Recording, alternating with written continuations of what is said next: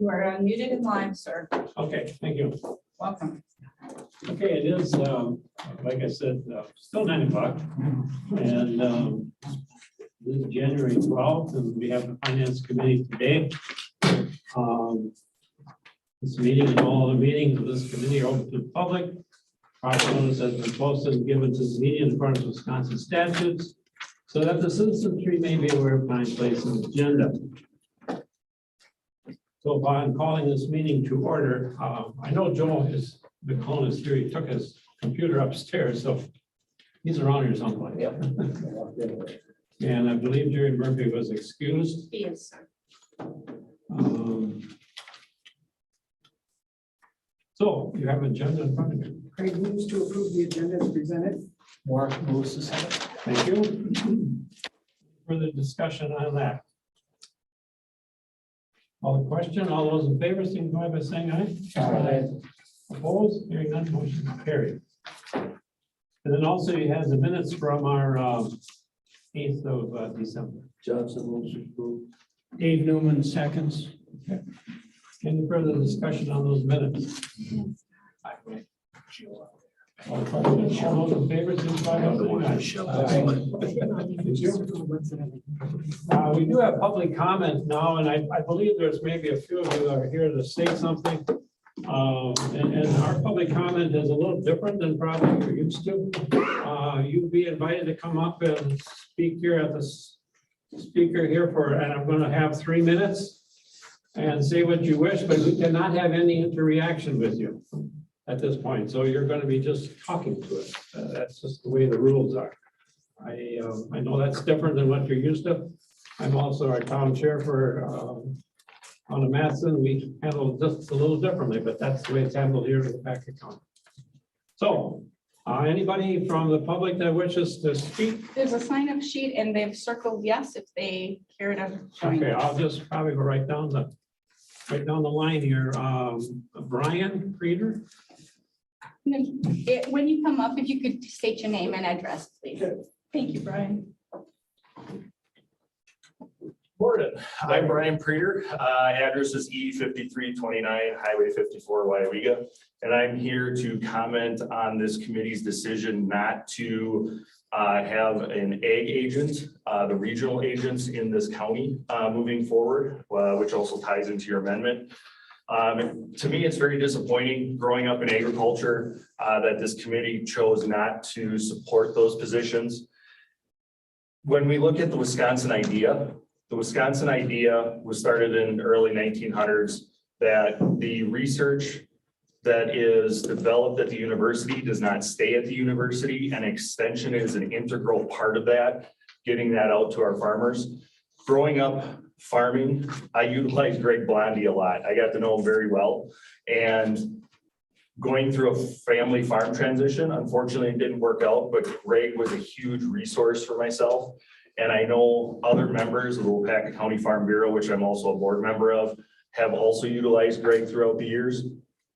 And looking at the new structure, being regional and having specialists, this really allows UW Extension to specialize, adapt to our current situation in agriculture. Yes, I will admit that maybe Extension has lagged behind a bit, but this new model is extremely beneficial for farmers in Packet County.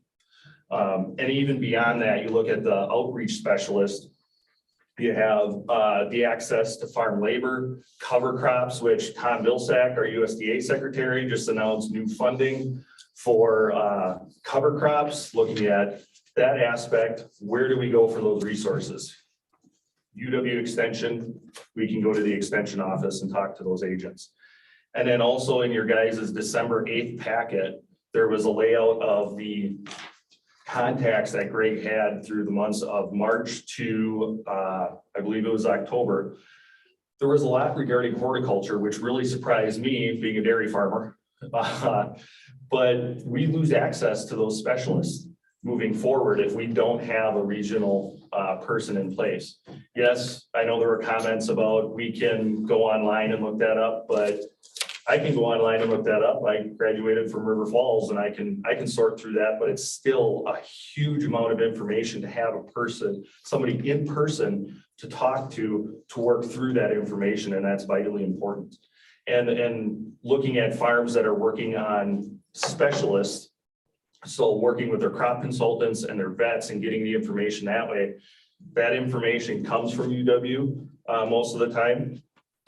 And also, there's a lot of farms out there in the county who can't necessarily afford to pay a vet to sit around the table for a couple hours as a consulting aspect. So please keep that in mind. And I'm completely in favor of having both of those positions. So as you guys discuss your amendment, budget amendment, I suggest that you guys take a hard look at that and not pass that amendment and relook at that contract with UW. Thank you very much. Thank you. The next one I have on this list I wanted to speak was Paul Meredith. It's Meredith, it's Meredith, yes. Good morning.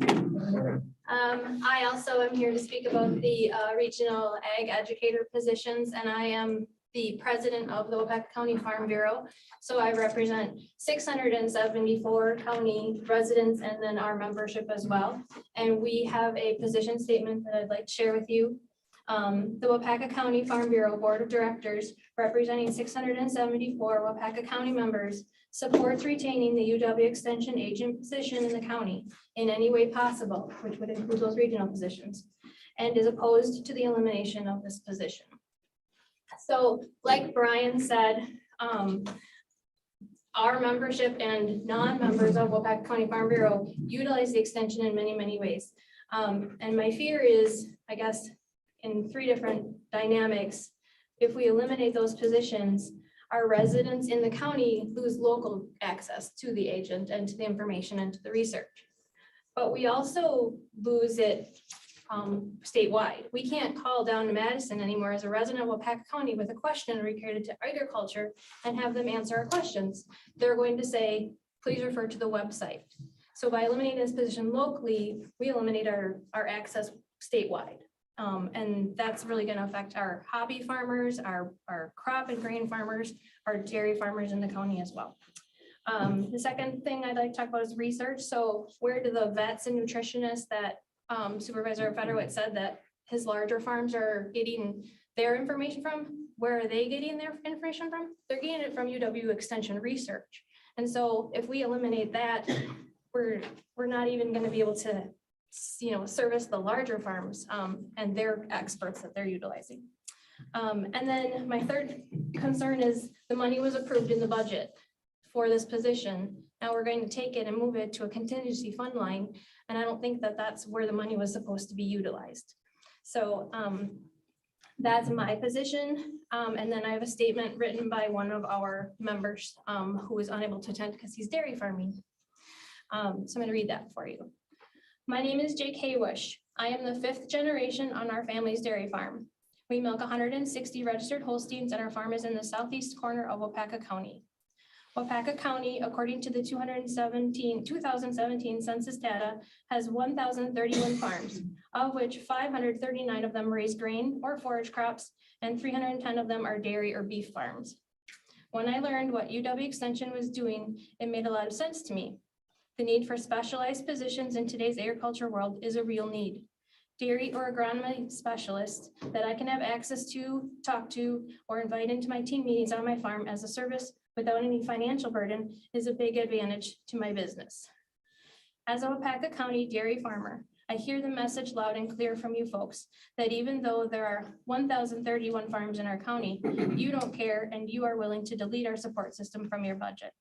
I am in favor of a dairy and agronomy specialist in Waupaca County Extension that would provide a much needed service to its citizens. So that's all. Thank you. Anybody else walk in here late that wants to speak on this particular subject? Anybody here that wants to speak in public on any other subject? Hearing or seeing none. Thank you.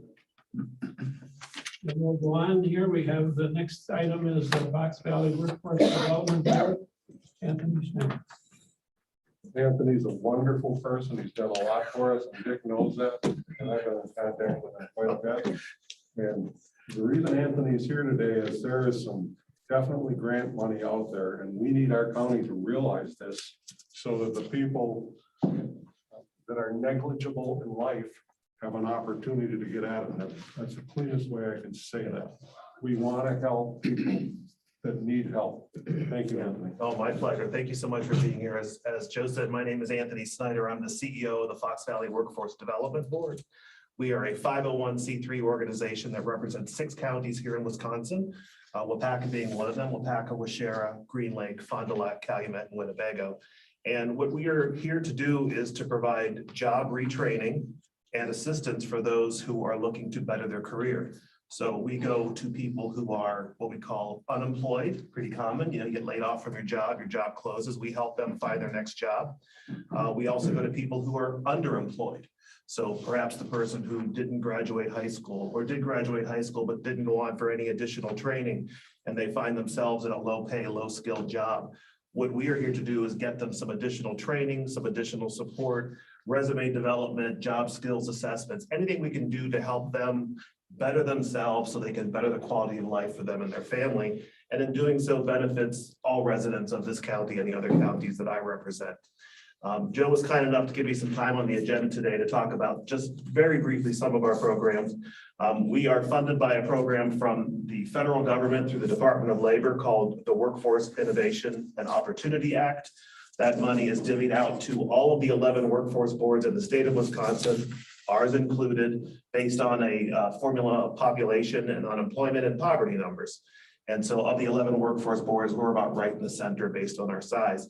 And what we're supposed to do is try to find individuals in your county who need our help. We're not a charity. We are here to help give people a hand up so they can go to work and work to fill all the jobs that are open in your county and the other counties that I have. We also have some other grants. I have a grant right now in Waupaca County that will pay 100% college tuition, books, childcare, mileage for anyone looking for some specific healthcare roles who are planning to work in the county of Waupaca. So as Fox Valley Tech goes back to school next week, if you know of anyone who's interested in a free education, I have the money. And what's frustrating to me is I can't find people willing to take advantage of it. And so Joe has my number, Dick has my number. We have a website called Fox Valley Job Centers. Go on there, reach out to us. We can get you hooked up with that grant to make sure that we can send someone to college to fill the medical roles you have available in your county. We have another grant that's available for people who are in recovery, people who have been addicted to opioids, alcohol, or some other addictive substance. We can again pay 100% of training and support to get them out of their addiction and into a job. And finally, one of the items that I believe is on your agenda today is to consider a letter to be signed. We are applying for a grant. It started at 10 million and it was originally due later this month. There are people who run the grant or have moved the deadline back a couple of weeks, and we're still debating what the amount will be. But we're trying to start a regional airline training center facility at Fox Valley Tech in their Oshkosh location. Currently, there's a very small one at their Appleton location in concert with the Appleton International Airport. But we're trying to turn Northeast Wisconsin into the leading trainer of airline careers, pilots, control towers, maintenance, baggage loading, all of those need some type of training. And we are currently writing a grant for $10 million with the hope of getting that grant, working with Fox Valley Tech to make us a leading trainer for that industry. And we're looking for support in a letter signed by a representative of Waupaca County, likely your board chair. The other 5 counties have already agreed to do so. You're the last remaining county to do so. We will need a motion for that to go on to the county board and then be approved at the county board levels. Any questions, first of all? Yeah, sure. My question is, when you talked about dealing with retraining and jobs, what are your statistics of people who come into your program and then have retrained and now are still in those positions? Yeah, fantastic question. So the state monitors our performance, which means that everyone we enroll in the program, We either train them, get them successfully placed, or they could perhaps wash out for a variety of reasons. School may not have been the right fit for them. They may have moved from our area, something else came up in their life, but we have a 70+% success rate, which means that 70 out of 100 people go on to have a meaningful career successfully in one of our 6 counties. The other 30 don't make it for a variety of reasons. And then my second question is, we have a drug court in Wapaka County, and you talked about recovery. Are you supporting the individuals who come through there with graduation? Absolutely. So we would love to meet those people, and we have open dialogue with all the counties that have a very similar operation. The idea is that your court would refer them to us. We would enroll them and take them beyond what your drug court could do. So maybe your drug court is taking care of a few things here. When that support runs out, we would then pick it up from there, whether they need additional treatment or they need retraining for a new career. Okay, thank you. My So pleasure. our drug court has not been involved with you yet. Is that what you're telling me? We have not yet had a meaningful conversation with them. That's something that we absolutely need to do. Aaron Holt needs to hear this. And I would We do appreciate have a it. graduation coming up right now. I would appreciate a referral to Mr. Holt if you can. Absolutely. I think the graduation was, oh, no, it got canceled. didn't It got canceled. I'm sorry. I was supposed to miss that. Where are you located? I'm located in Neenah. My office is in Neenah. We definitely need to get people below us in the county in contact with him on these grants. There is money out there. We have people that need this help. I'm definitely that's the way I can put it. There's a good deal of money flowing into our state and our region because of the current situation we're in. We want to spend it wisely. We want to spend it on the people who need it. And there are a lot of people in all of our 6 counties who just need a hand up to get to a successful career to help them and their families. The latest you just got us approved. Remember when our meeting, Wapaka County was not included. Now it is. Explain that one to me. Yeah, the grant for the health, it's the healthcare grant I mentioned, where you can pay for people who are not only residing but working in your county. Wapaka originally was not part of that grant. The federal government had decided that Wapaka wasn't what they determined to be regional, or I'm sorry, not regional. My brain went, ever had your brain goes out of your head? We call that senior moment. Yes.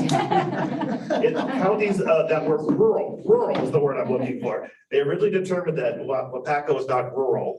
The counties that had been rural were Green Lake, Washera, and the western part of Fond du Lac. We petitioned to have Wapaka now added, and that's now why I can serve on your county. And this is a good thing. It's a very good thing. It means that your people who are going to work here to fulfill your healthcare roles, to take care of you and your families, will not have to pay anything for their college tuition, so they graduate with 0 debt. That allows them to work in a rural county, which typically would pay a little less. And so they would graduate with no debt and be able to live well on the wages that are being paid in a rural area. How do you publicize this? For example, sitting in London, we have a cable. Yeah. Great question. So we don't spend a lot of money on outreach, unfortunately. We don't have a marketing budget. We do press releases to the newspaper. We have staff that do networking with Fox Valley Tech, your high schools. We talk to your drug court when we can. I mean, there's an unlimited way of free press that we could do. We just don't pay for a lot of ads and that type of thing. So essentially word of mouth is the best way to reach people. Hopefully everyone in this room will go back today and talk to someone they know who's thinking about college and know that I can probably cover it for them. I'm just suggesting that you could get onto our channel I would. and with some publicity once a year to let people in London know. I would love to, if someone could refer me. Contact city administrator. City administrator. Thank you. I'll do that. Thank you. Just a question too, do you actually have the manpower enough to go to each high school to spend some time with the individual guidance counselor, or whatever the case might be, so they're aware of this? We have a staff. I have a staff of about 15 people scattered across all 6 counties. So we're not a huge operation. And one of our main goals is to make contact with every single guidance counselor in every single school district, because that is the largest source of the next generation of labor. Now, the challenge we do have is that most guidance counselors are dealing with trauma in their schools. And so they're not as focused on workforce issues as we would like. They're dealing with trauma. They're dealing with kids going through psychological issues, drug addictions, family issues. And so unfortunately, workforce doesn't always tend to be top of mind, but we are doing our very best to at least have them remember us. And we go to job fairs, we do mailers, we do things that we're trying to get in front of parents and students, but again, it is very tough. I have about only 200 people in case management. That's what we call it across 6 counties. That's not many people. I could probably do another 100 very, very easily. Well, just a follow-up question, not directly related to that. Unless I missed it in the earlier discussion. Is there an income level? There's a limit to what I could offer someone at an income level. So an Anthony Snyder, who's what we call probably middle class, would not qualify for possibly the free retraining, but he would qualify for a resume refresh, job skill assessment, and some assisted in placement. Same with my children, would likely not count for some of the retraining, but some of the grants have different requirements. Income isn't necessarily figured in for that healthcare grant that I mentioned. The only thing that's required is living in, working in a rural community. So your income makes no difference. We know that people who go into healthcare in a rural community are not going to be making the same money they'd make if they went to Milwaukee or Chicago or elsewhere. And so we want to get them out of school with zero debt so they can come back and work in their hometown. But what I would encourage anyone is to contact us. We'll look at them on a case-by-case basis to determine what grant they're eligible for. We have many grants that have different eligibilities. Any other questions? Otherwise, we'll still need a motion, we understand it, to for the letter of support. Kevin moves. Mark seconds. We got all kinds of seconds. I have Kevin and McClone. Yes, that's fine. Any other discussion on the letter? Otherwise, I'll call that question. All those in favor signify by saying aye. Aye. Opposed? Hearing none, motion is carried. Thank you. Thank you.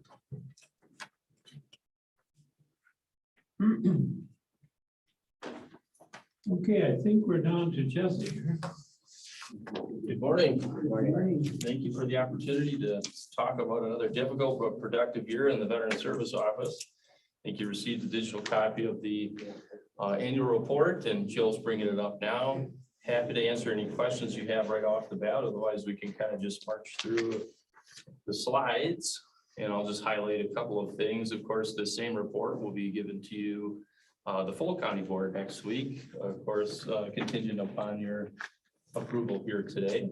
And Cindy, Slides, am I in the right? yeah, spot? just keep Okay. going. Yeah, you're doing good. Jill's got it. Next week, you'll have the pleasure of Cindy and Craig actually presenting the annual report to you. I will be enjoying a brief vacation with I missed my your slide. spouse. So, no, keep going. Good. I'm done with you. I'm done with you. I'm out. You don't have any. Oh, the- hear you. the I'm slide sorry. deck? I thought that was UW. No, My You're good. apologies. that's okay. It's like 40 pages every year. Oh, It's remarkable how many people pass away, isn't Is it? that something? Yeah. I mean, just veterans. You know. Yeah, I appreciate the complete report that you give along with, very well. like Dwayne says, the veterans who have passed on, because sometimes we don't happen to see that in the newspapers or the obituaries, depending on where they died. Absolutely. And knowing that, I think is something that would be worthwhile to be, do you have it on the website? Absolutely. So these reports, once we're complete with everything, they go up on our website under the reports. So ever since 2015 or 16, we've been putting those up. We have an archive of all the paper copies. If anybody was ever interested in those, we do have those. But Cindy and Craig work very diligently to maintain that list for us throughout the year. And it's very important to keep that going. Of course, like you said, it's difficult in and of itself. People move, people were from here and they're remembered, and they get an obituary here as well. So it takes a sharp eye and a lot of hard work to make sure we keep that list up to date. So appreciate you recognizing that, Supervisor Craig. So yeah, we can just keep rolling through. I'll just mention our mission. Basically, we connect veterans with benefits and services. One typo on there, it should be FY20, not 19 up there, and I'll get you an updated copy of that, but this is all FY20 data. We have about 4,200 veterans according to the federal estimate that reside in Wapaka County. The Fed VA wrote a check into the county to all veterans for all benefits and services, just over 47 million. And according to our economic impact analysis done by Professor Deller down in Madison, about 2.2 million of that comes right back to local and state government revenue. So a little bit of information about our office activity. Again, 2020 and 2021 were difficult years due to the obvious pandemic situation. And so, you know, as the public consciousness kind of ebbed and flowed with what was going on with the pandemic, that of course affected us and just about every adjacent public service organization out there. So a little bit of what we've got going on, still a very robust year, a lot of communications, over 6,000 touch points with folks. So great year that way. Even in the midst of all of this kind of difficulty and disruption, we were able to secure a third grant. So when I started in September of 2014, we were receiving one grant, Wisconsin Department of Veteran Affairs CVSO grant for the improvement of services at $11,500. We have since increased our grant receipts in terms of getting a transportation reimbursement grant. That was down, of course, because transportation was down. Generally, that's up closer to 6,000 to 7,000.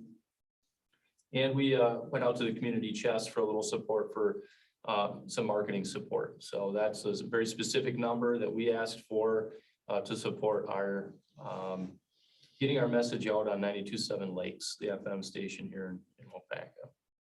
So very, very pleased and very happy to work with them. I'll save the video for you for the full county board, but that video links, it's an active link. You can click on it. It'll take you out to our YouTube page, and it will actually, you'll have access to all of our videos, including 2 more testimonial videos. We did a pretty cool live interactive Zoom call with about 9 or 10 veterans.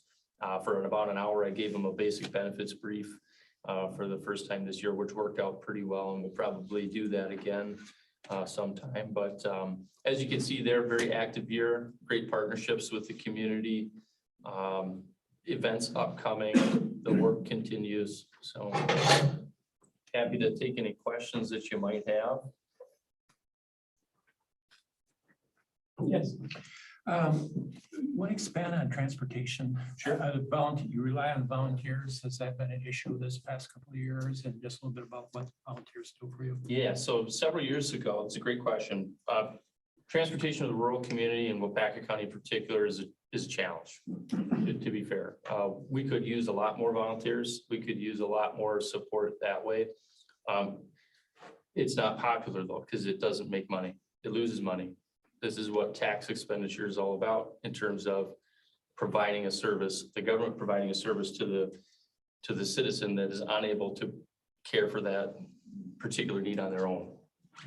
What we are focused on at the Veteran Service Office is making sure that our veterans who generally are low fixed income and have disabilities, but don't have quite the need of having transferred, like not wheelchair bound and not transfer bound type folks. These are folks who are ambulatory, who can get around. They just have low fixed income and they have a real difficult time getting to and from their medical appointments.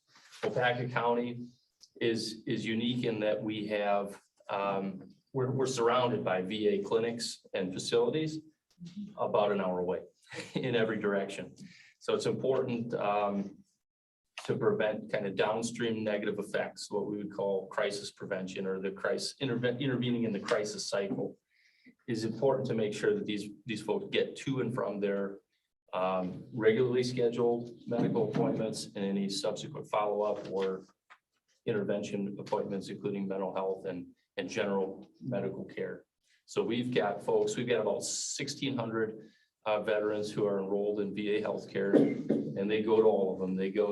Some go to Wausau, some go to Wisconsin Rapids, some go to Toma, some go to Milwaukee and Madison and Cleveland and Green Bay and Appleton. We're literally surrounded by them all. But getting there, particularly when it's cold, dark, snowy, wintertime, becomes a challenge. Even during the summertime, if there's certain procedures, as we know, colonoscopies, things of that nature, require somebody to drive you. So we rely heavily on our partnership with the Aging and Disability Resource Center, the volunteer transportation program, to make sure those veterans who are at risk of not being able to get to those appointments, get to those appointments. And so that's why we went, I sat on that committee for a number of years. I've since peeled off of that. We have some great veteran support. I think you're on it now. And we have a volunteer driver from the community who has been doing just phenomenal work, Bill Flemmel. And he has stepped onto that committee as well. So veterans are well supported in the transportation committee, transportation coordinating committee, I should say, headed by Gerald Murphy, I believe. Supervisor Murphy heads that yet. And that's come a long way. It's come a long way, that committee. And we've worked on a great partnership with Jana and the ADRC team, and we're getting veterans to appointments very consistently. And what used to be kind of a headache and a lot of difficulty on the veterans part is now a very smooth process. So it's in great hands. We could always use more support. It's a great question. Thanks. Any other questions, comments? Yes. Mr. Chairman, I've got a trivia question. Okay, here we go. Jesse, out of those approximately 4,700 veterans in our county, how many of World War II veterans are still living? Yeah, that's a great question. I don't have that information. I can tell you generally in the state of Wisconsin, our Vietnam veteran population is the highest, what we call cohort or era. And the World War II and Korea are getting on the lower end of that. And Waupaca County is similar to that. Our Vietnam era veteran population is probably the most represented cohort. And then right behind that is the actually first Gulf War and current era. It's going to be peacetime as well. You always got to kind of put that in there. It's a big peacetime period from the end of the Vietnam War to 1991 when the first Gulf War kicked off. So. Thank you. I did have one more thing. I just wanted to. We did a great. This is, you don't have this in your packet. This is kind of an aside. We're getting some information coming in throughout this year. We did a customer satisfaction survey. Worked very hard to put that together and put that out because we wanted to see what the veteran community and what our partners think about working with our office and think about our office. So I wanted to share a few of the comments that we received. What veterans and partners are saying about our office. Again, you can take this survey online and we'll be looking at potentially, there's some options to make this information real-time and transparent on the website. So be on the lookout for this in the future. It's kind of a primer. So what veterans and partners are saying about our office. Cindy Roloff provides the best service. Craig is awesome, very helpful and professional. It's staffed by folks that care about veterans and their unique issues. Great service and very knowledgeable.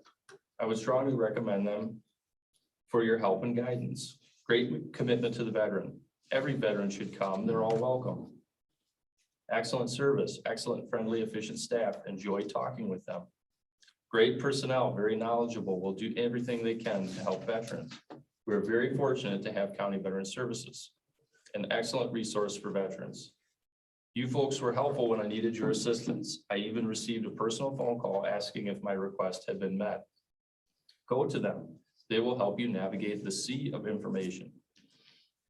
And the majority of these, 83% were veterans. They found out about our office through word of mouth. 87% had responded most affirmatively to the question, to what extent do you agree with the following statement? The Waupaca CVSO met my customer service expectations. The highest on that Likert scale is a 7. And that was again, 87% responding said that we met their expectations. So just wanted to share that with you. Excellent team up there. And the veterans of Waupaca County are in great hands, due in large part to Cindy and Craig and a little bit of help from me. So. And so I'll say as a Vietnam veteran, I support everything. Thank you. and the rest of you.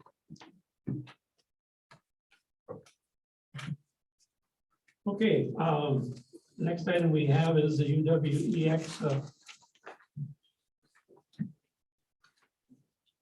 Chris, when you want something up, just let me know. I don't know what you want when. The first item I have is the resolution.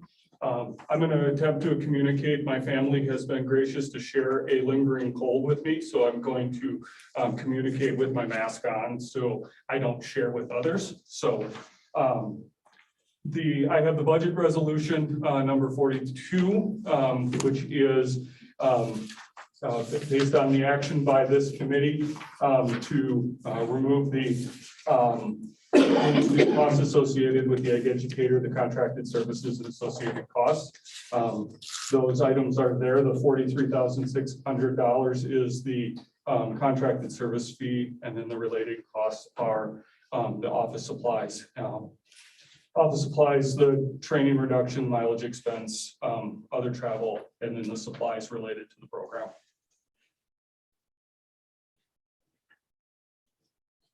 Okay, I'm just going to make a comment, and certainly other ones can too. And I respect Meredith and Brian being here and speaking a little bit to this. They were not here when I probably said some of the things I did here a month or so ago, or over the last couple of months. I probably haven't changed my position or anything, but I do respect their comments. I'm just going to, for the sake of them again, I grew up in Calumet County on a farm, so I certainly know how to get manure out of the gutters. And in fact, my dad drove over me twice over my ankle with the nurse spreader, so I'm well acquainted with the farm.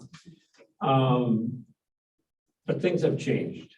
When I started working with farmers in 1966, there was 56,000 dairy farmers in Wisconsin. And now, as far from a standpoint of qualifying under dairy farms, I don't know the exact number. I know it's under 5,000.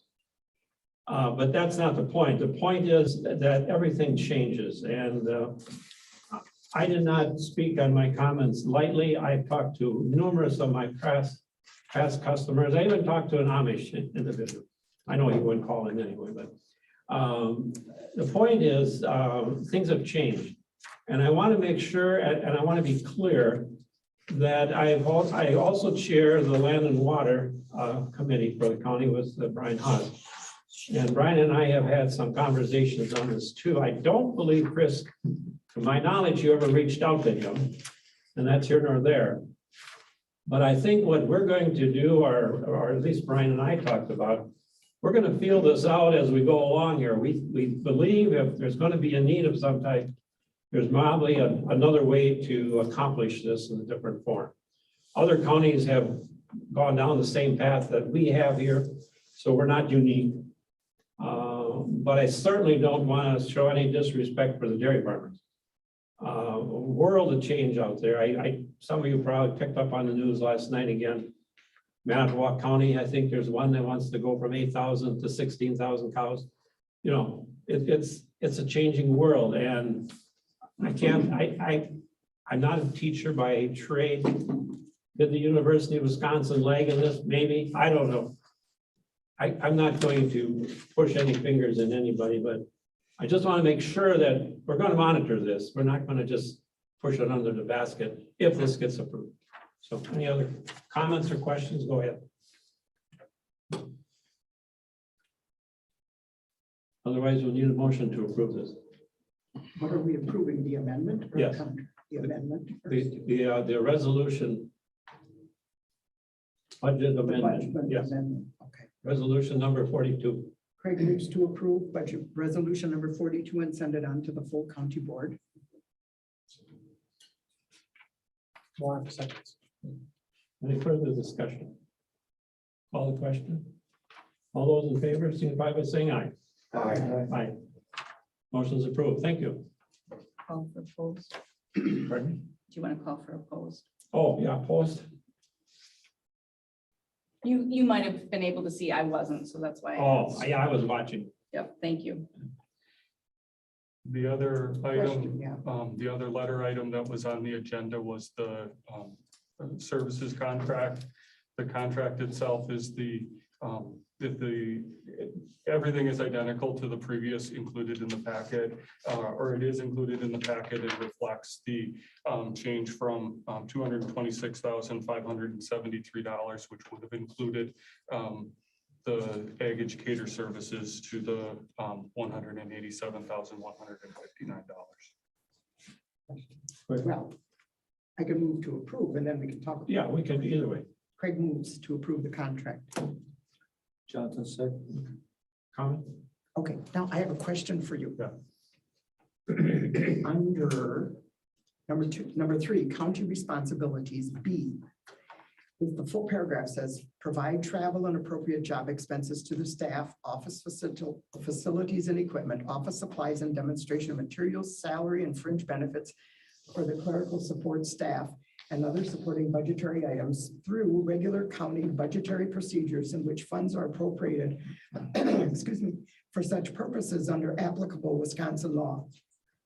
Where does the first part, where you're talking about the staff of these people, stop, and then the clerical support staff stop? I mean, I mean, we don't provide travel for the clerical support staff. Some limited, I mean, it is included in the county budget. If there was training that was required or needed for them to complete their role, that would be included in the entire county budget or the departmental budget. I just thought that it should have been separated out for what the educators get and then what the clerical staff support is. But if it's all together, it's all together. That was my question. I'd have to go back and look specifically in the lines, in the line items, but they're because for example, the mileage form, the mileage is it's the same form and the same request process. It's the same line item. And as a department, we review those individual requests as we go annually and consider that in budget development. And sometimes there are items that come up that we are unable to anticipate, and we need to utilize the resources that we have or seek support outside from other sources. Okay, and then my second question deals with who actually signs this contract? In other words, in one of the original ones, it looked like there was a place for 5 signatures of county representatives. And today we're sending the budget amendment and we're saying the contract is good. How does that work? So each county has its own process, which is why there are some additional lines. Some counties require the committee of jurisdiction, the entire committee, that's where 5 comes in. Others require the county clerk, the county board chair, and the county executive or county administrator to sign. Others simply have whoever their signature authority is. So to best represent the diversity of the 72 counties across the state, there are additional lines. Previously, Chair Kaplan has been the signature authority and the only signer other than myself and then the financial services. That answers my questions, because I wondered why did it change from, just the chair signing it to all of a sudden there's 5 signatures, but it isn't a. Because if you have a county that requires 5 signatures and you only include 1 line, chaos ensues. So it's easier to include more lines and not use them. Thank you. Is there any questions? Other questions? Otherwise, call a question. All those in favor, signify by saying aye. Aye. Opposed? Hearing none, motion's carried. Thank you.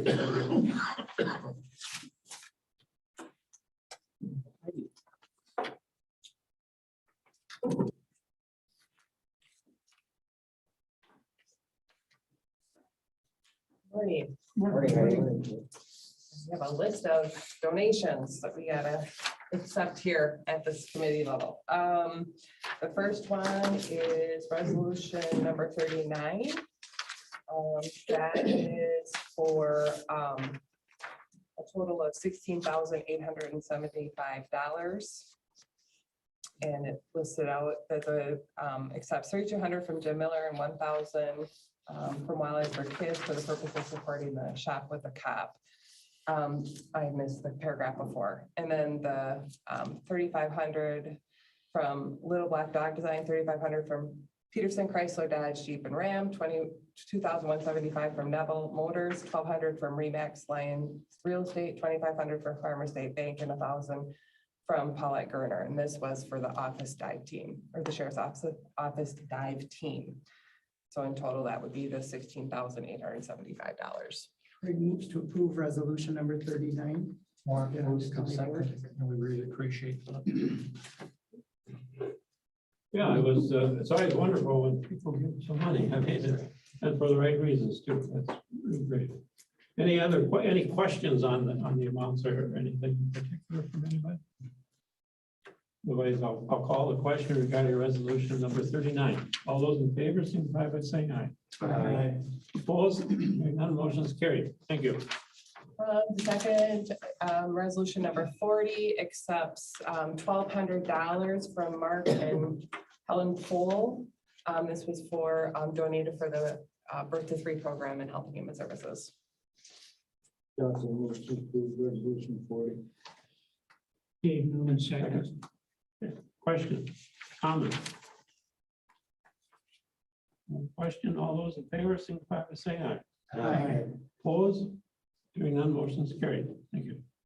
Okay, third resolution number 41 accepts a donation from Anthony Foundation for the Wapaka County Nutrition Program in the amount of $5,000. Mark moves to accept. Craig seconds. Thank you. Comment, did they do this last year too? That I don't remember how much it was I thought last year. They did some one year, didn't they? Or Anthony Foundation is kind of, is kind of a contributor. I just remember that. Past, but I don't I remember if it was coming for this through here. purpose or how much it was. All question? All those in favor, signify by saying aye. Aye. Thank you.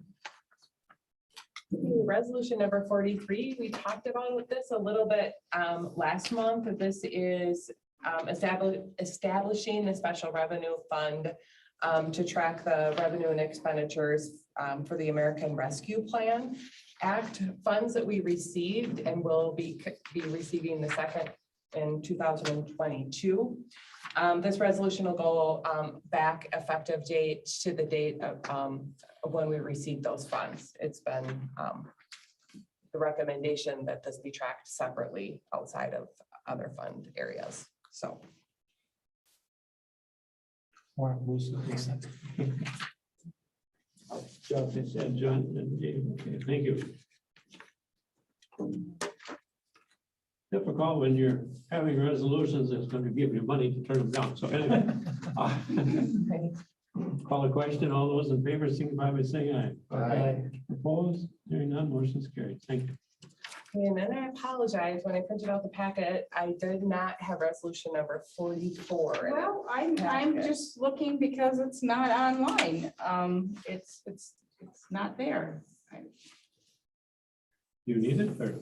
I just found it when I printed my packet out before I came down. Well, and that's because the packet must have ended, and I'm sorry, I did not roll through the packet to see, maybe it became too large and staff was gonna split it, and it just didn't get. You have the 44 in front of you. 44 is in front of Yeah, just if Dwayne. you can read. Okay, it's short. I'll read it. Okay. Subject is donation acceptance. So Wapaka County Sheriff's Office. Wapaka County's policy requires resolution of the County Board of Supervisors to accept donations over $1,000. And whereas Wapaka County has received a donation amount of $1,000 from Theodore and Beth Coppersmith for the purpose of supporting the Wapaka County Sheriff's Office K-9 unit. Now therefore be resolved that Wapaka County Supervisors accept the $1,000 from Theodore and Beth Coppersmith for the purpose of supporting Wapaka County Sheriff's Office K-9 unit. Kevin moves, seeing there's a dog involved. He woke up, okay. Craig seconds. Thank you. Any further discussion? The further discussion is Ted and Beth Coppersmith recently sold their festival foods, which always helped us with the canine brat fry that we had over in the parking lot. And so we appreciate their continuing to donate to us. Thank you. Any other questions or comments? Otherwise, call a question. All those in favor, signify by saying aye. Aye. Opposed? And that motion is carried. Thank you. American Rescue Plan Act update. The final ruling has been officially released. That final ruling goes into effect April 1st, 2022. So it was just released Monday, I believe. So there are some really good things that came out of the final ruling that supports things, gives a little bit more flexibility. It's not as restrictive. I have not had time to totally review the whole thing, and we've been we'll be meeting tomorrow as a group to talk about what those changes are, or and start talking through that piece.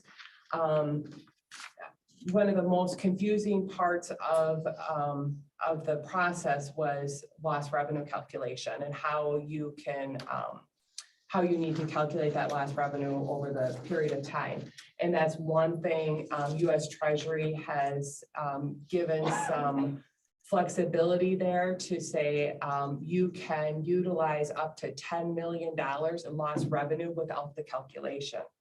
What is still my understanding is if, Wapaka County received less than 10 million. So and that can be utilized for governmental services. Now, obviously, we're far from actually determining how much will go for governmental services and how much support will be going to other areas. But with that being said, it's our understanding that we will still have to report what expenditures we used for the governmental services. So it's not like you can just say, we're going to use lost revenue and not have any expenditures associated with that. It appears that we will still, it is my understanding at this point that we will still have to report expenditures that we utilize that lost revenue calculation for.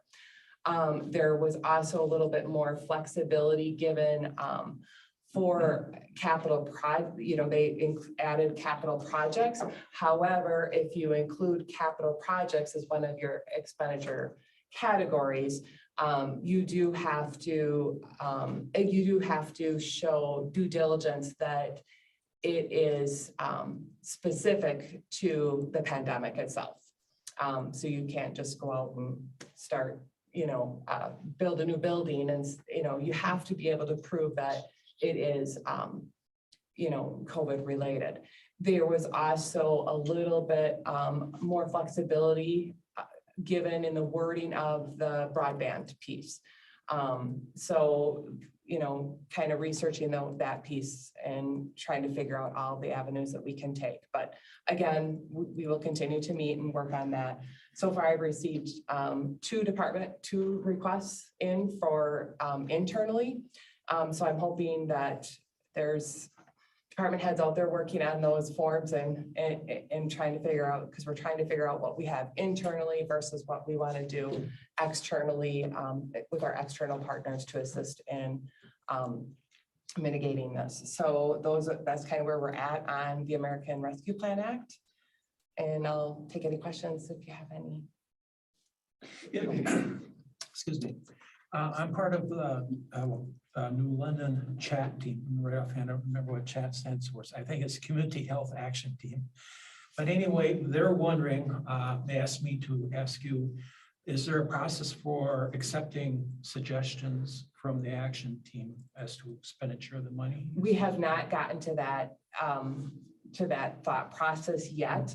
We are, obviously that is something that we're looking at, and it's really good to hear that. And we'll definitely start those conversations, I would assume, with our team to say, how are we going to communicate that through get those requests in from external partners. There is a couple of things available. There's about 500 software companies that, email you every day to tell you that to utilize their product for this, to assist with that. So at this point, there hasn't been much on that, on how we're going to compile that data, but we can most definitely talk about it and figure out if there's a way we can So do that. you anticipate you will be accepting it? It's just a question of setting up procedures. Right, like right now, we're kind of focusing on where the issues are. You've heard me state right from the beginning, workforce is a huge issue, which you also heard today. Childcare is an issue in Wapaka County. Transportation is an issue in Wapaka County. We have a lot of things to look at. The most critical piece of looking at all of those is how do you invest the funds so that you're putting in processes and procedures or whatever that it goes beyond 2024, right? Like you don't want to just, you want to help people, right? But also you want to make sure that your whatever is implemented is sustainable once those funds are gone. Because this is just one time, and it's the budget. Our budget really cannot support anything beyond the ARPA funding, especially within the levy constraints that we have. So yes, we'll definitely talk about that, and we'll add it to our discussion and figure out how we want to get that process in place. I'm assuming it would be on the, we'll try to figure out something on the website for external partners and on how to compile suggestions or information as they see fit. So I should tell them to go ahead and prepare a list of suggestions. Yes, and absolutely. If they want to send them to me, I think that we can, we don't have a formal process in place right now, but if they have a list, I don't know necessarily if it would be bad for them to send it to me, and then, we'll bring it to the group and we'll go through it. Because like I said, right now, we have 2 requests. We know that broadband is going to be, a large focus within the county. That's one discussion that we've been having, and because that is something that we're hearing from the schools and constituents and all that the broadband still needs, more work. So obviously that's one area that we're focusing on pretty intently. And then those other 2 areas that I talked about, we're researching that piece. But obviously if there's other things that, we can take a look at, we definitely would.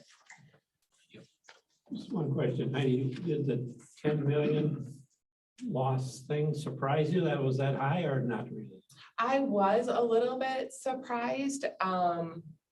It seems like a lot of money. It does seem like a lot of money, but on the flip side of it, I don't know. Think about the size of our county nationwide, and we are just under the 10 million. So this doesn't affect, when you think about how large some of these allocations were, there's a lot more above 10 million than there are below 10 million when you think of it as a nationwide effort. So at first I was a little bit surprised, but then when I really put it in thought process, I'm like, this really does not affect as many municipalities, counties, local Jersey. It doesn't affect as many as you'd think in the broad picture of the whole thing. Thank you. No other questions on that. I'll move on to the financial review, and I think all of you are veterans here on this committee, so you're going to hear the same thing I say every year. This is as of 12/31.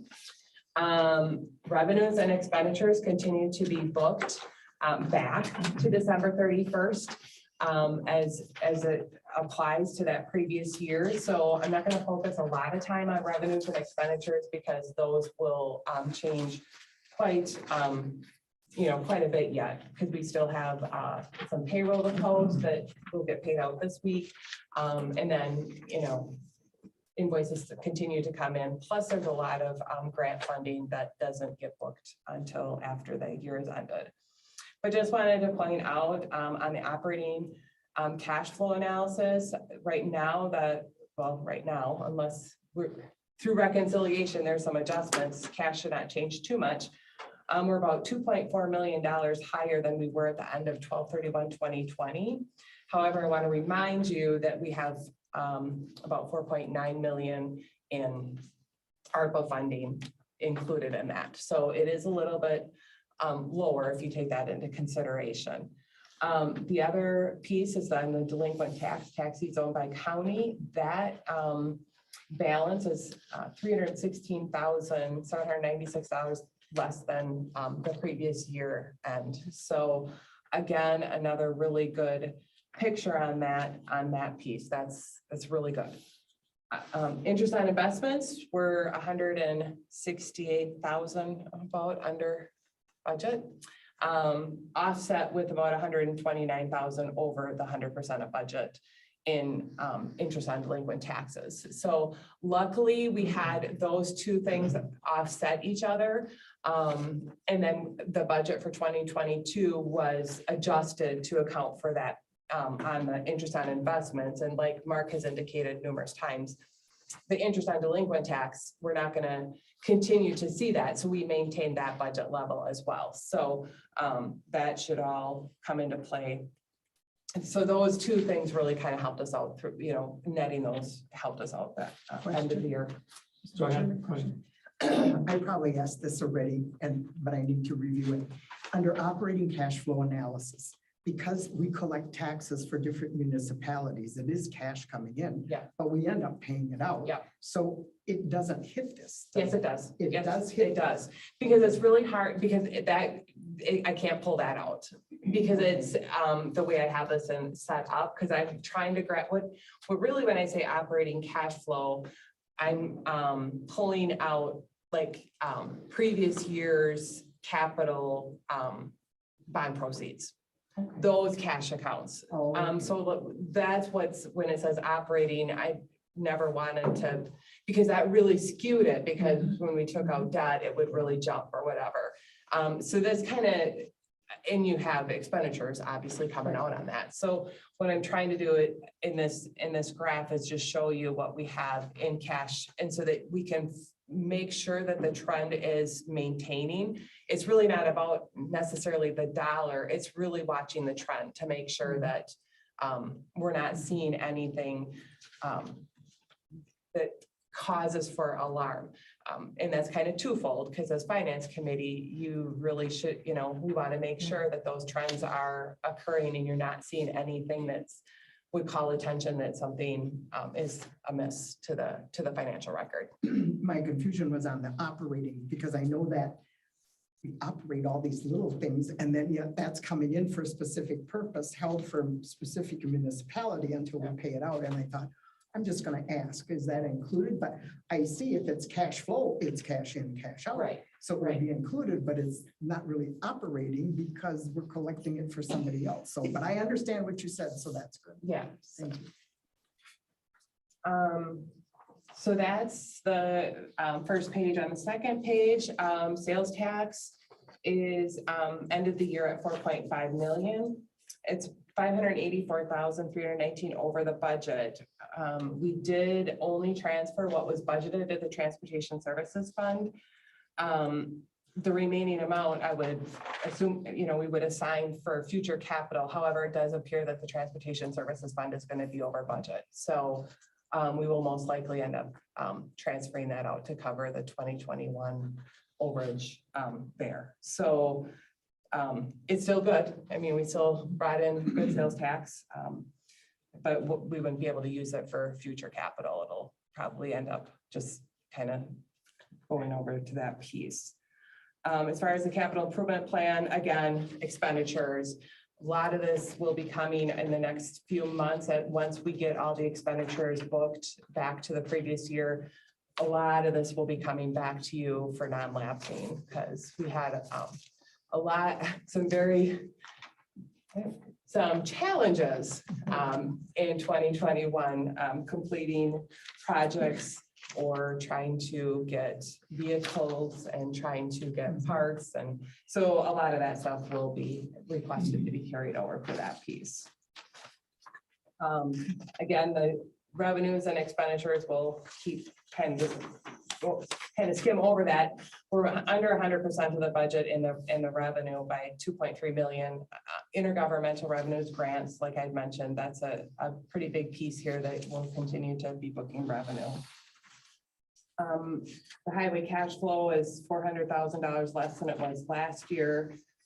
In December, there was about $400,000 of capital equipment purchased. So in December of 2021. So that would put them pretty much right where they would have been at the end of 2020. So again, the next few pages, the detail piece, I'm not going to spend time on that. You can review it and have any questions, but those numbers are really going to change. So don't want to put a lot of effort into it, because if you compare 12/31/2020, that obviously is when the books were closed versus December 2021, where we still have a lot of activity there. The auditors arrived pretty quick again. The auditors were here for a week or 4 days. They did not encounter any situations. They promised Sherry and I, well, myself, I reiterated to Sherry, they will not ever do this to us in January again. They will get here as normal for the interim in November. They had some scheduling difficulties, and so that will not happen again. So, but they are coming back. We'll be back for the final first 2 weeks in June. So we'll be seeing them then, and that'll get that taken care of, and I'll be good. Anything else before we do the voucher approval? We need a motion for the vouchers.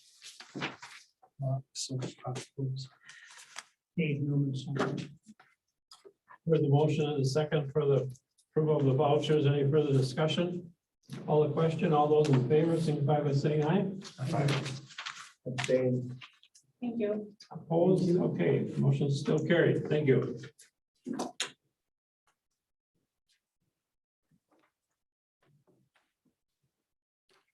We have a brief break, since it's. Sure, go ahead. Okay. Thank you. Take a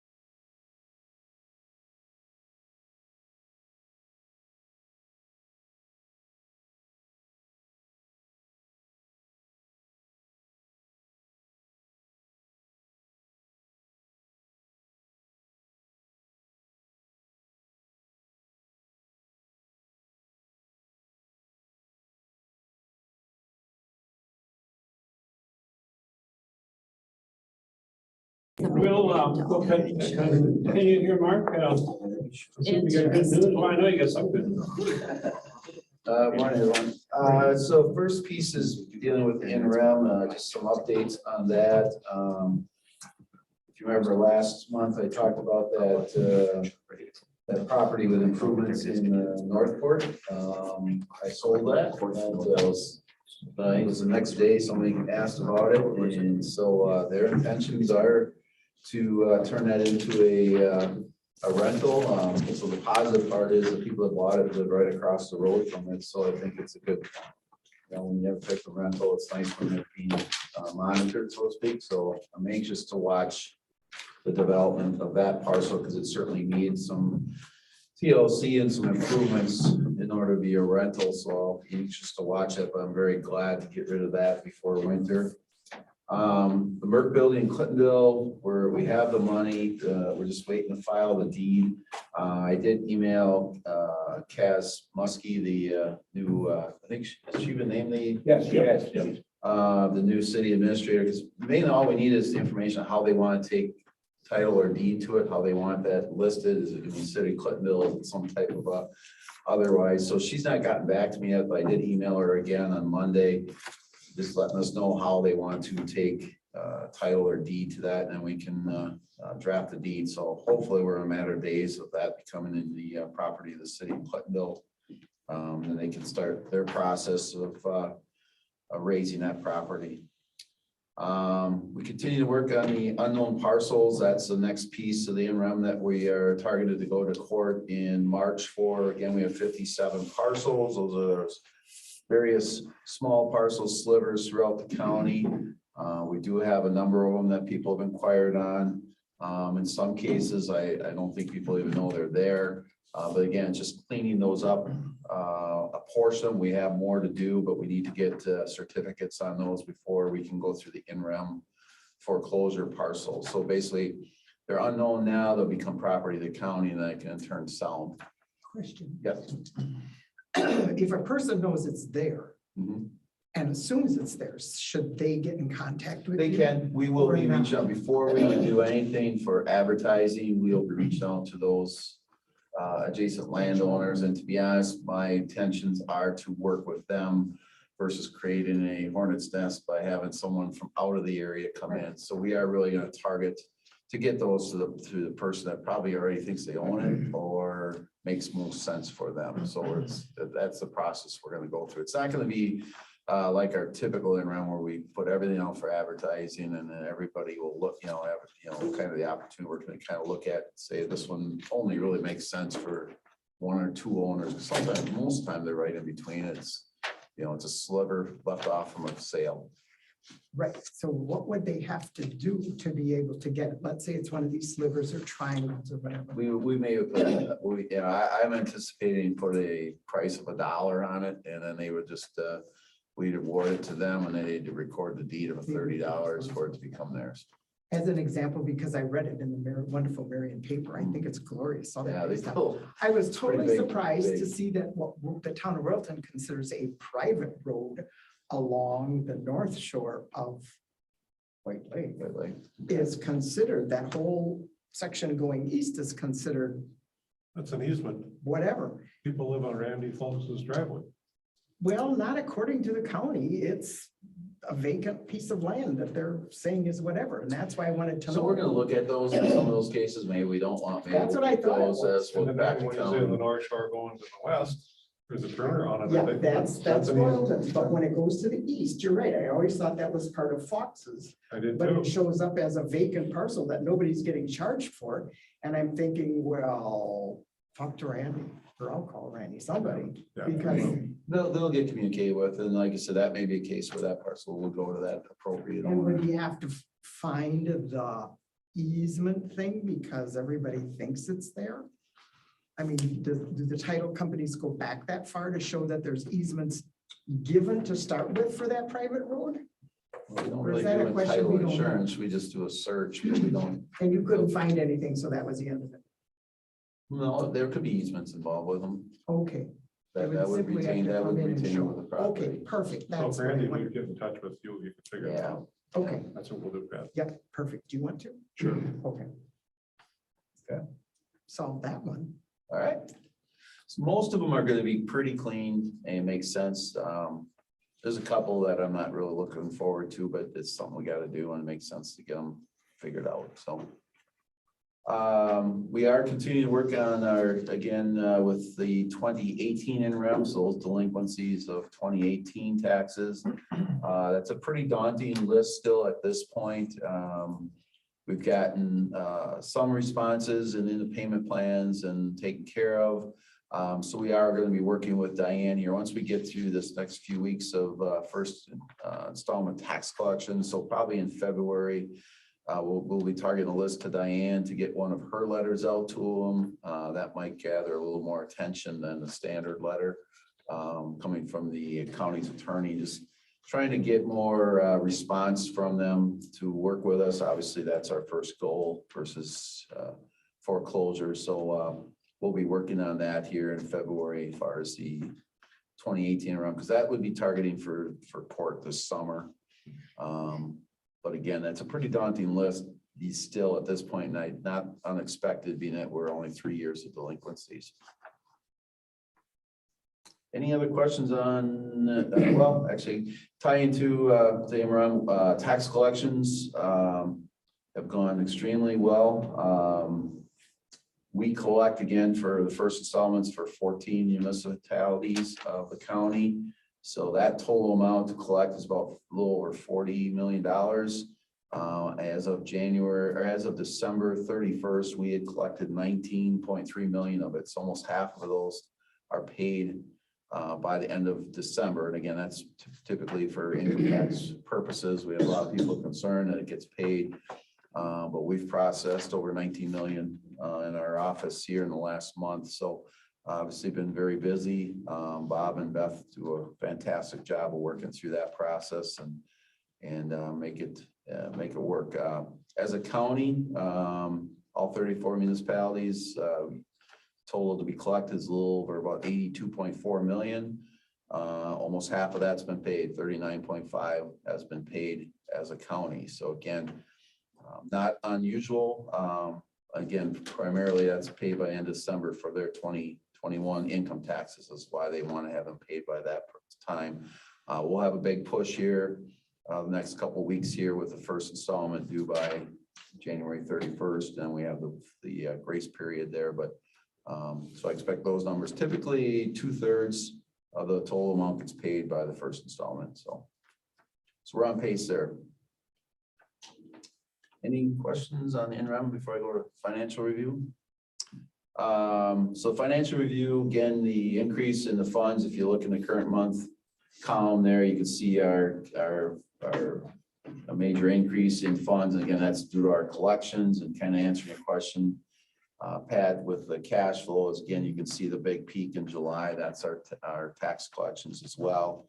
And then you're seeing that in December. And then I'm working on settlements right now. So Friday, for those municipalities that we collect for, those monies will be dispersed on Friday to back to those townships, the schools. Fox Valley Techs will get their share of the collections, again, getting the money out to them of what we've collected through the end of December.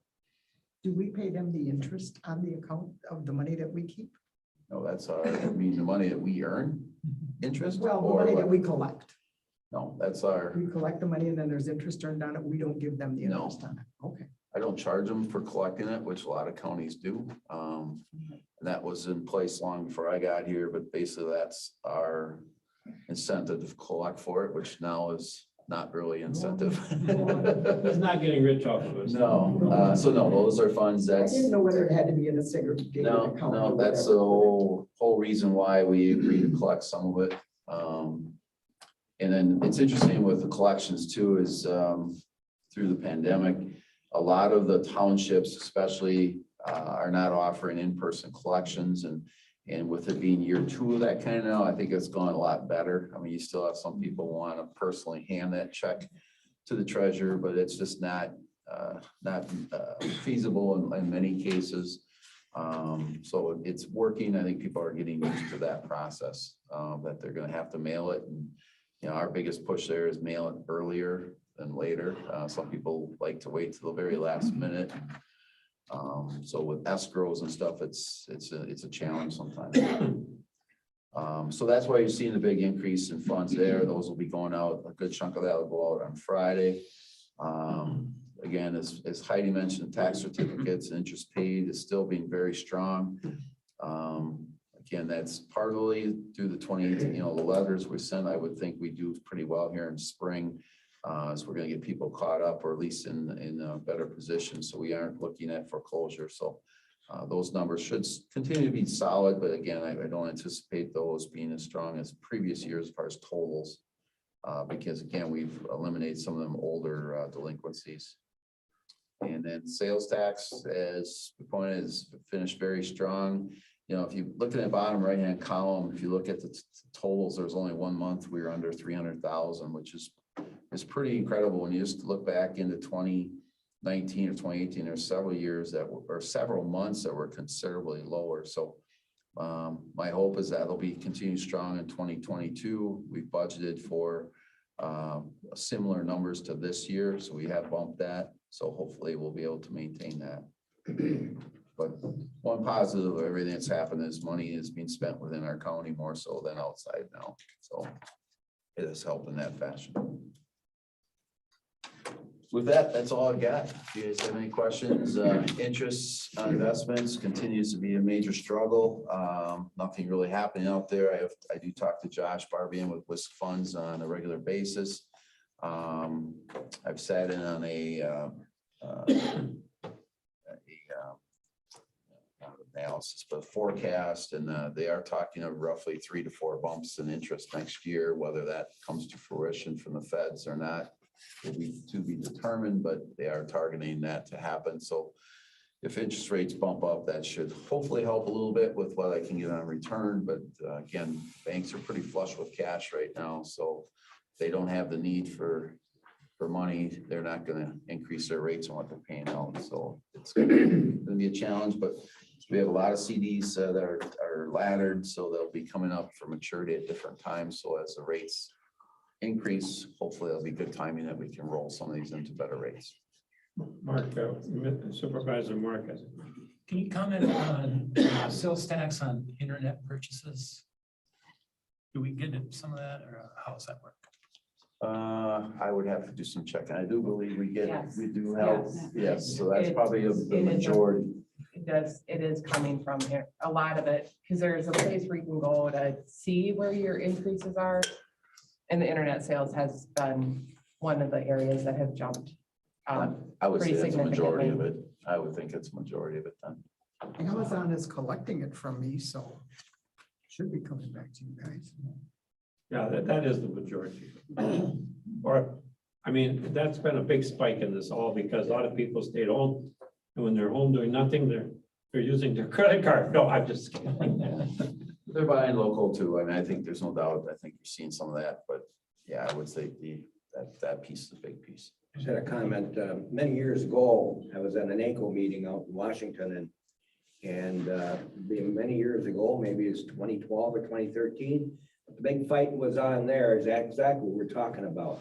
These big stores like buying through the internet, which I buy too, they weren't paying a thing to local sales taxes. And that there was going to really be a strong push on that, and finally went through, I don't know, a couple of years ago, maybe? Yeah, about 2 years. Yeah. One other comment too, Mr. Chair. I was at a city council meeting in Clintonville last month. And I may have told you, but they've got a schedule for bids to tear that work down. They engaged in a engineering firm in the system. And I understand it's going to start around March 1st. Yeah, I know they have all the grant funds came in approval, and that was the contingency and why it took a while before they signed the MOU. So they have signed it. Like I said, my hope is to have that deeded to them in the next few days now, because I didn't get a chance to get back to her during the tax time, and I'm sure she's swimming maybe a little bit this month here with taking over from Sharon, but just want to make sure we put that titling or deeding it the proper name that they want to make sure it matches what they, for how their, their grant funds and stuff like that. So I assume it'll just be the city of Clintonville, but who knows? Some of them have authority type of thing, different names they may need to put it into. So I want to make sure we deed it properly. Okay, thank you. Well, Brent, you hit a high point right away this year. You'd be happy to see that number. We had equipment that actually came in, so. Other stuff we were able to order, so all year was kind of a struggle, but December was kind of good for us. Update from IT committee, we talked about the disaster recovery site. We had ordered 2 servers for that site. 1 had come in a while ago. And 2 had come in November. So we're going to be setting that up here in January. Hoping to have that physically placed, all the parts in it by the 17th, and then actively live by the end of the month, where all the virtual servers would then be moved to that and then functioning. Looking at February to remove the physical server 1 and physical server 2 from the environment. Excuse me. We also talked about a security camera upgrade for the site. We're also hoping to install that by the end of the month. If we run into some slowness because the server is a little more time consuming than we thought, we'll put that in February once we're there to take the other equipment out. And then storage area network that we ordered in December. The number 2, we're still waiting on some parts to come in. Once that's all in, we're going to put that together, and that's going to be housed at the DR site as well.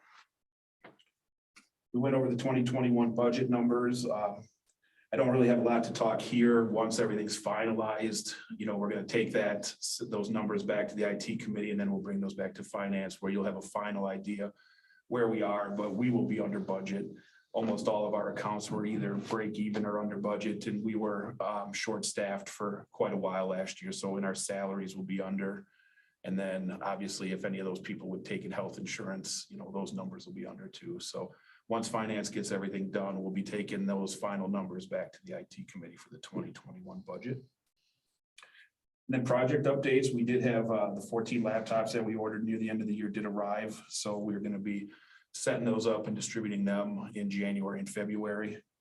I think we are probably one of the 2 projects that were submitted to Heidi for the ARPA funds. We're looking for multi-factor authentication, which is it's almost like another way of a password. You log in with your username and password, and then there's a system that generates a code that you would then type in. So it's like multi-factor authentication. It's also called 2-factor authentication.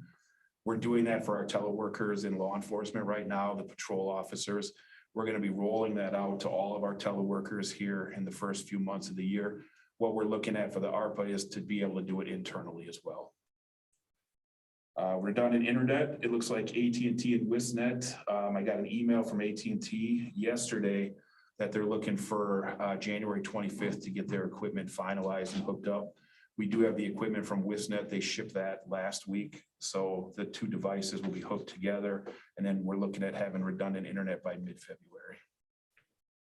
And then the iPads, obviously, we've been collecting some of them from you and then setting them up and giving you the new ones. So depending on how quickly we can do everybody that's left next Tuesday, the hope would be to try to have everybody done by the end of county board. If everybody brings them in and drops them off with Jill's staff, my staff should be able to take the time during the committee meeting to get them all done and then delivered right at the end. So it all depends on how many bring them in or how many are left. Jerry Murphy, we're looking at doing his either tomorrow or Friday, opening the public property on Friday if those 4 members bring theirs in. So by Friday, we should have almost half the county board of supervisors and just do the remaining half during the county board meeting. And other than that, just my bills. Yeah, just your bills. I just glaze over that. Okay. Go ahead. Just a comment on the iPad, because we got ours last month, and I now have a couple thousand messages out there that I did not have previously. These were messages that I got during the year, emails or whatever I got during the year. And to get rid of them, Brett and I were talking about this morning, if you go into edit, was it? And yeah, there's a thing up at the top that you can hit edit. Why they're still there, I don't know. But I don't know if it's that way for everybody or if it was just Dave. But there is a button at the top that says edit. And once you click that, you can actually select multiple emails at a time and then throw them out. In trash. Yeah, I had the same thing and I just deleted 500 while we were sitting here. Oh, you did? Yeah. Okay, Oh, good. good. I deleted all mine in before I brought it. I didn't know So that we- most I didn't know likely what that we happened could is go back and they select deleted from the one or two. cache on the iPad, but not from the cache on the email server. So once we set them up, it brought them all forward. And the other thing was, there were 6 messages out there that have little blue stars saying I haven't read them yet. I try to read the messages each day.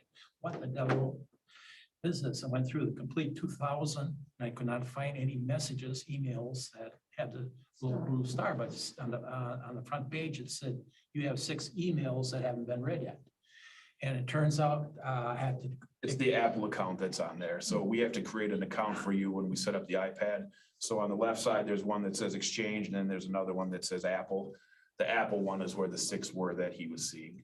You really don't have to do anything with those. Just get rid of them, and then that little 6 unread should go away. But yeah, stuff that we haven't, he haven't had to deal with since we put some of these in. I think, Pat, you and Dave got yours, 2013, maybe 2012, the first ones. So yeah, a lot's changed in them since then.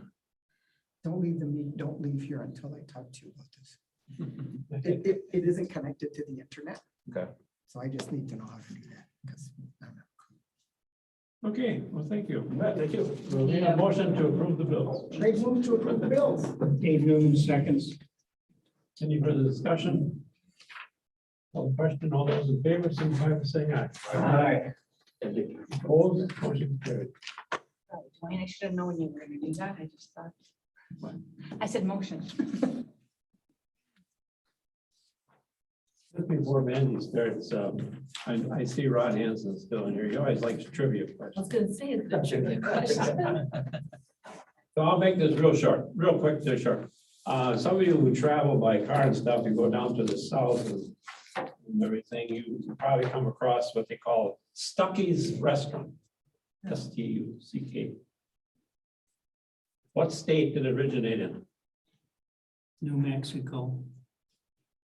No, Tennessee. no, Missouri. no, Ohio. no. Wisconsin. Well, you're all guessing good anyway. Alabama. Who said that? Alabama. Yeah. Good job. Did you just Google it? No, I. Okay. What's Is the it prize? named after somebody? You know anything important? Go ahead. Is it named after somebody? No. I was gonna make it short and sweet, but Ron likes to hear. I never get the right answer though. Maybe if he gave us a little money or something. Yeah, we got maybe the I have to do that. Throw candy or something. Let's talk about unemployment first. That was just the one sheet separate from the org chart that I sent out. We received a check for over $30,000 for that COVID relief money, which we weren't anticipating getting. So you'll see that for the end of the year, we're $15,912 to the good. So that more than covered any unemployment we had this year and a good portion of last year's. You're not gonna see that again for a long time. I know, because typically, if you see on this report, periodically we get a special assessment. And that has to do with the state and unemployment rates and so on. So you can see we didn't have a special assessment. We haven't had a large special assessment since, 2019 maybe, but we haven't had that. Who sent it to us? The state of Wisconsin. So based on the unemployment claims we had last year, this year, there must be a factor that they calculate in. We did have some people laid off, a handful of them maybe, but then what happens is because we're self-insured for unemployment, if someone leaves us, goes to another job and is laid off from that job, a portion of their earnings, if it's in the last 5 quarters, comes back to us. And so we might be getting some relief. I'm figuring from some folks that were, laid off COVID related to us because that's an awful large number. And then on our org chart, this is everything for 2022.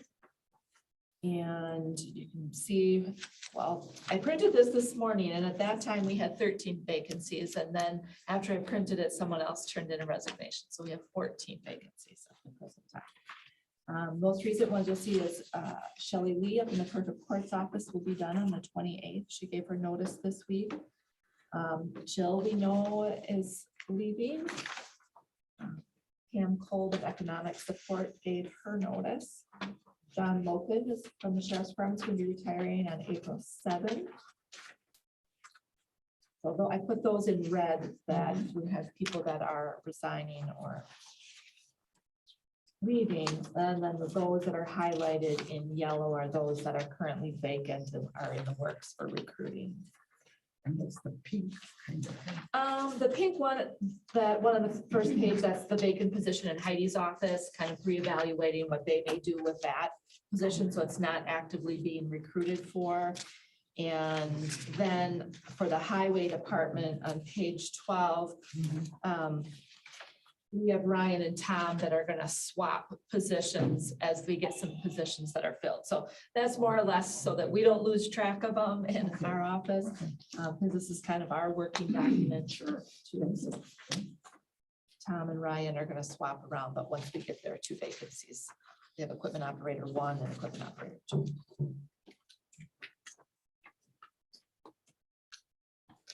And for us, this is kind of our busy time of year. We've had the comp payout, the rolling of everybody's new PTO hours rolling in the extended leave bank, new rates. So I think we're ready to go. So when finance pushes the button today or tomorrow morning, it should all be there Friday. So. Anything else? Good Mandy attend or someone she appointed each of our highway shops in December, and I think it was really important to go over the comp pay and the how everything works. You know, if they don't work the day before or the day after, and you know, everybody else is in the courthouse. They can find out everything, but those little shops out there cannot. And about the time you want to bring them in, they're plowing snow or doing something. So I know Casey and I are pretty happy with what you people did. Thank you. We love to get out and do that. So anytime you need us, we're happy to. Oh, go ahead. Process for replacing Jill. I assume we'll have to replace her.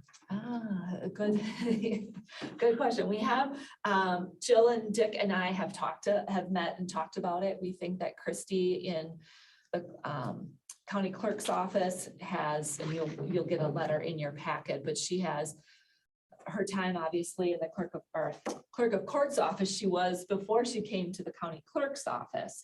And she also has been the clerk for 5 or more years with the town of Wyoming. Yeah, I'm sorry. I thought you were hesitating on the town, and I know that, but I don't know the number of years. So she has got lots of clerking experience. Jill did reach out to all of her colleagues across the state and share that with them, and then all of the clerks in all of the townships of the county to see if there was anybody there that would be interested, that would have related experience. But to this point, I don't think anybody has reached out to you, Dick. Nobody has. I just let them know that I was leaving, and I had a couple people ask a couple questions, like if I'm interested, and I told them to write a recommendation or letter of interest to Dick and Mandy, and they guess they have not. So the process would be just to promote within house. Right, so we drafted a letter that would go in the county board packet for all of you to consider our recommendation to appoint Christy. And if you were to do that at the January meeting, knowing that it wouldn't be effective until after Jill is done, that it would at least give some time for the office to plan moving forward and filling Christy's position. So. Each elected official, it's in chapter 1, I believe, but each elected official is different on how it would happen. I believe in the case of registered deeds, if that were to step down, then the governor, I believe, appoints that one. So it depends on the position, but I believe it's mine, treasurer, and when we had a coroner. I think that was when it was appointed by the county board. I'd have to look that up, but it's in the chapter. That was probably what your main question was. Anyhow, she will be at the county board meeting next week. Well, hopefully, we've had some sickness in our department, not COVID related sickness, but sickness. And so she was going to be at all these meetings with me, and unfortunately, we've had to have staff upstairs and be in the meeting. So, but she'll 99% sure she'll be there. Okay, sounds good. Okay, thank you. Now we're at the point of, Just me. December premiums, 14,524.47. Craig moves to approve. Mark seconds. any further discussion on the per diem? All question? All those in favor signify by saying aye. Aye. Opposed? Motion's carried. I just want to ask a comment. Has it been working well now that we're doing it over our Yeah, I think process? I there- mean, any hiccups yet, Mike? or- No, I think, there were questions in the beginning, like you're always gonna have with a change. I think it's been fine, and it's no different than in the past. If something was missed, it gets put on the next time. Yeah, before we adjourn. You want to? Go ahead. Before we adjourn, I want to make the comment, we had Anthony Snyder here today, and I know some people asked some questions about him. His phone number is not on any of the stuff. I'd like to give you that phone number, and I'm going to ask Jill to put this in the county board packet. Anthony takes texts very well, and if you call him, he'll usually text you back right away, even if he doesn't take the call, but he's Anthony Snyder, Fox Valley Workforce Development. Phone number